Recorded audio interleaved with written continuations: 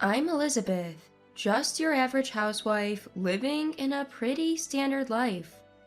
As I near my 60s, my husband Christopher, who's a bit older, has shifted from full-time work to freelance gigs, and we're enjoying our laid-back days together.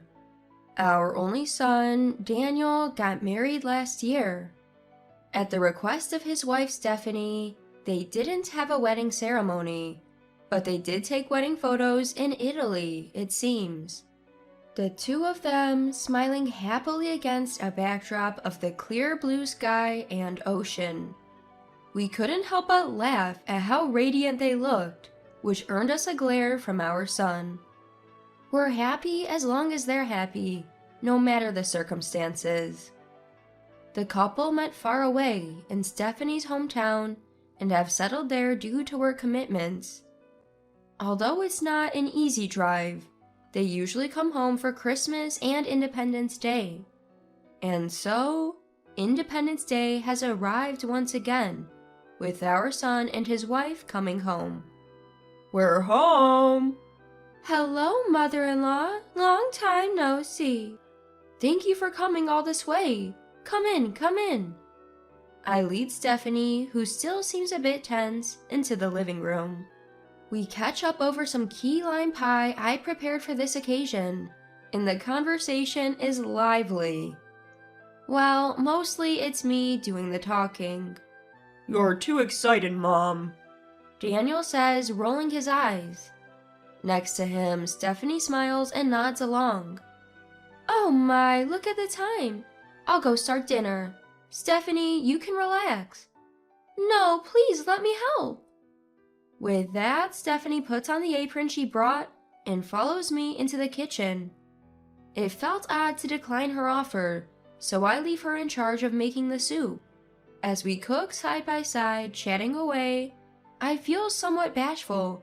This is a first for me. It's so wonderful. I've always dreamed of standing in a kitchen with a daughter. Daniel was never interested in cooking. Oh, sorry, you're just being polite. Not at all. I'm thrilled to be cooking with you, mother-in-law. Stephanie, could you teach me how to make something Daniel likes? He told me, why not learn from Mom? She's a great cook. Despite my faux pas, Stephanie kindly covers for me. What a wonderful daughter-in-law my son has found. Daniel, you've never said anything like that at home, have you? As she sat with her husband in the living room, she made sure Daniel could hear. Daniel chuckled. Well, it's embarrassing, you know. Daniel, an easygoing guy, and Stephanie, a calm soul. I knew they built a lovely home together. I wanted to do everything I could to help them. It was just a given. That's a parent's role, right? But I realized not all parents are like that. Stephanie, you look pale. Your bed is made. Why don't you rest? No, please let me help. We were concerned about Stephanie's pale face from the moment we picked her up for Christmas. Don't push yourself. You look thinner than when we saw you last summer. Are you eating? Well, about that. Stephanie hesitated, but stubbornly moved toward the kitchen. Her husband chimed in. Elizabeth can handle it. You should rest. Okay, sorry. Finally, she reluctantly left the kitchen. Throughout the visit, we advised her to go home early because she was unwell, but still willing to help. Stephanie seemed like she wanted to say something, but Daniel nudged her and they left. Watching their car drive away, we sighed. She looked like she was struggling but still wanted to work. She could lean on us more. She probably hasn't had the chance to rely on anyone. Why Stephanie refused a wedding ceremony? It was her relationship with her biological mother. Apparently, Stephanie grew up without a father, raised by a mother. She more interested in gambling and smoking than in parenting.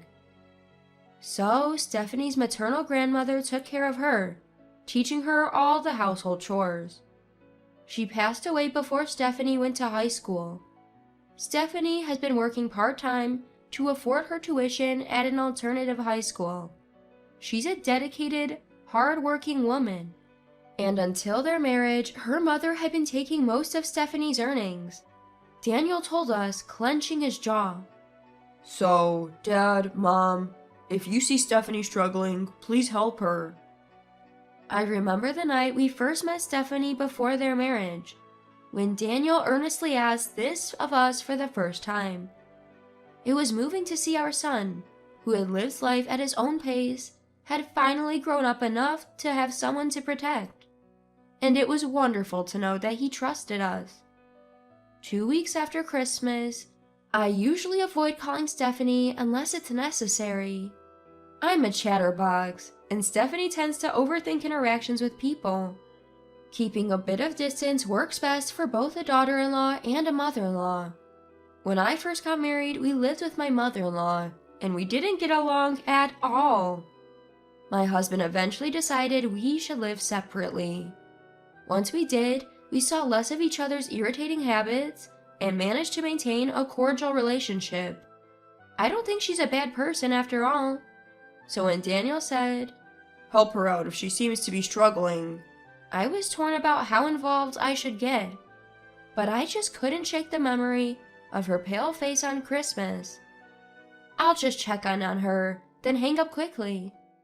I convinced myself and pick up the phone. After several long rings, she picks up. Mother-in-law? Hey, how are you feeling, Stephanie? Did you see a doctor? Sorry for prying, but I've been really worried. I nervously ramble on, trying to hide my guilt. There's silence on the other end. Sorry, I tend to ramble on selfishly. Help me. What? Mother-in-law, please help me. Her voice is desperate. I instantly realize the gravity of the situation. What's wrong? Are you feeling ill? Where's Daniel? Daniel is on a business trip. Understood. I'll be a little while, but hang tight. I'm definitely coming. I hang up without asking any more questions and check the time. It's just before noon. If I catch the train now, I should be there in about 2 hours. I leave a quick scribble note for my husband, grab my wallet and phone, and rush out of the house. Stephanie! Mother-in-law! Stephanie was slumped on the couch in a room as cold as outside. You don't seem to have a fever. Did you go to the hospital? I'm sorry. No need to apologize. I'm sorry. Stephanie? To snap her back to reality, I warm the room and decide to make some cocoa. The fridge is empty, so I can only make rice porridge. What I had to force out of her hesitating lips was about her strained relationship with her mother. Stephanie's mother had always opposed our marriage. Probably didn't want to lose a daughter who took care of her and gave her money. So she agreed to back off on the condition that she would financially help us until we had children. Turns out Stephanie was suffering from morning sickness on Christmas. After the new year, she was led to an OB/GYN during a hospital visit where they confirmed a heartbeat from the fetus. Her morning sickness is severe, and she has even had her work hours reduced. Daniel wanted to cancel his business trip, but Stephanie insisted he go, citing it as important. Then her mother showed up, demanding money. Seeing Stephanie's pale face, she quickly discerned the pregnancy and yelled, "You are not allowed to have this baby!" Upset that her usually submissive daughter wasn't agreeing, she took all the money and food in the house and left. As Stephanie recounted this calmly, I broke into tears. How could someone do this to her own daughter and grandchild? Mother-in-law. Seeing me cry, Stephanie's emotionless face twisted with guilt. It was heartbreaking to see her, a woman who didn't even know how to cry in pain. Stephanie, be honest. What do you want to do? If it's all right, I want to have this child, even if it's a burden on you and the family. Burden? When your child's life is at stake? I gently touched her still flat belly. I'll protect you and your mom, I swear. That night, I told Daniel about today's events over the phone and made a suggestion. I sensed tears in his voice when he said, Thanks, Mom. Christopher also immediately gave the go-ahead. I'm truly grateful for a husband who understands my resolute nature. In the bedroom, I watch Stephanie's face as she sleeps, cradling her stomach. Grandma will do her best, okay? Feeling a sense of resolve, I too went to bed to prepare for the challenges of tomorrow. The next day, as Stephanie and I were having lunch, the doorbell rang. I left Stephanie, who was frozen in front of the monitor, and answered the door. Stephanie, that money isn't enough. When your husband comes home, make sure to get more from him. I stood in the way of Stephanie's mother, who was trying to barge in while spewing vile words without even looking at me. Realizing something was off, she finally looked up. A stranger, an older woman, met her gaze, which was filled with surprise. Hello, I'm Daniel's mother. I apologize for the delayed introduction. Oh, hi. Caught off guard, she's stunned as I make the first move. It seems we're going to become grandparents. What? Well, I mean, aren't we all a bit too young for that? She looks at us with an ingratiating and sticky gaze. Stephanie never knew how to act spoiled, but it seems this woman had lived her life doing just that. Age doesn't matter when you're married. How old were you when you had Stephanie? 18? Well, you were much younger than Stephanie is now. She'll be just fine. I had her young and it was hard. I don't want my daughter to struggle. You've certainly had a hard time. But don't worry, Daniel's here and we're also here for Stephanie. What the hell? Frustrated that her feelings aren't understood, Stephanie's mother screams like a child. Stephanie, frightened by the outburst, also lets out a small scream from behind. So you're telling me that my daughter, who I raised single-handedly through struggles, won't give me money because she's married and pregnant? That's ridiculous. The one who's ridiculous is you. I firmly reject this incredibly selfish person, giving her no room to cling to me. Children are not born to serve their parents. They're born to live happily as individuals. Besides, your struggles stem from your lack of self-control and reckless spending. I can do whatever I want with my daughter. Then give your daughter to us. Suddenly, the bedroom door opens and my reserved husband appears.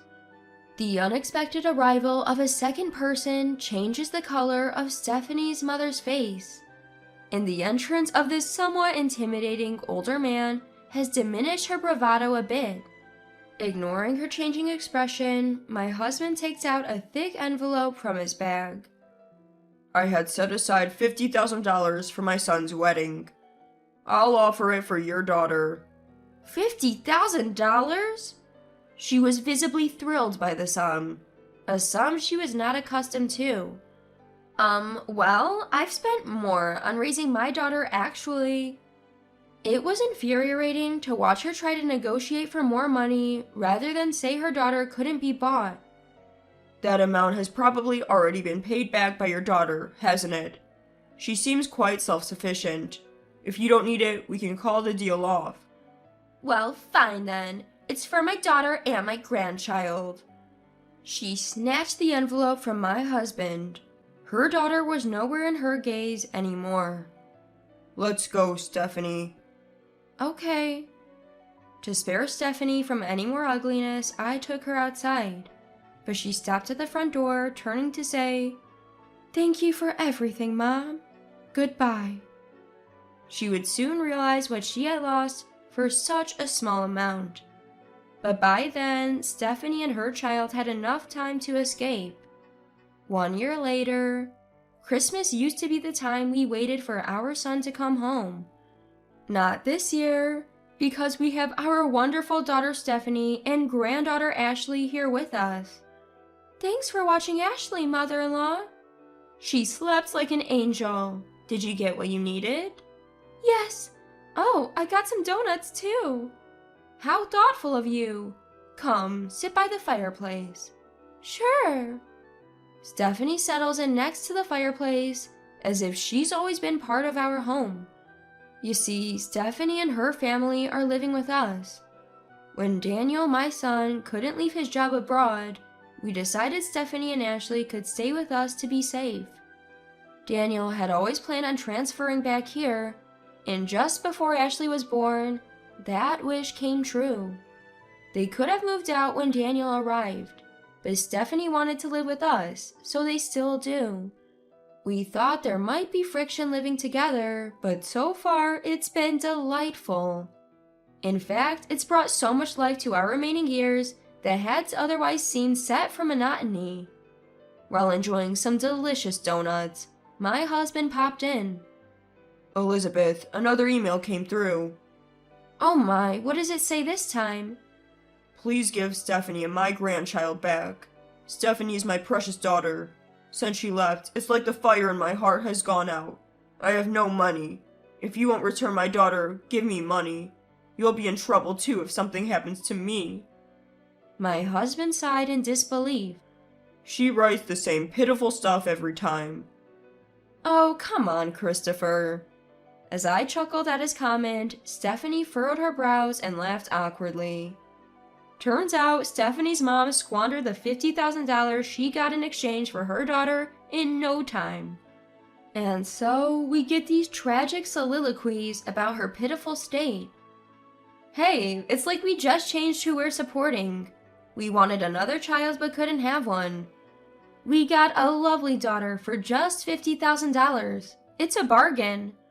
You're too kind, mother-in-law. Stephanie replied with a face on the brink of tears. Don't worry about the money. Elizabeth and I really feel this way. Christopher, you're cool. As I teased him, he lightly hit me with the newspaper he was holding. I'm glad I married Daniel. I'm happy I met you and father-in-law. How fortunate. I'm happy too. Getting such a wonderful daughter is the best thing our son has ever done. Hey, am I being neglected here? You know I'm here too, right? Daniel pouted, and the grandchild in Stephanie's arms yawned a little. We both chuckled at the sight. Even my husband, tipping his coffee cup, seemed delighted. Another peaceful day passes with our wonderful daughter. Something truly invaluable that money can't buy. That mother who ruins such tender moments is foolish. Instead of meaningless money, she should have valued the warm hand beside her. I sympathize with her for not knowing what it means to be happy as a mother, but I can't forgive her. However, I'm grateful she gave me a wonderful daughter like Stephanie. Shall we have mac and cheese for dinner tonight? I'll help you, mother-in-law. Thank you, Stephanie, as always. That's how it became completely normal for us to stand side by side in the kitchen, savoring our small happiness.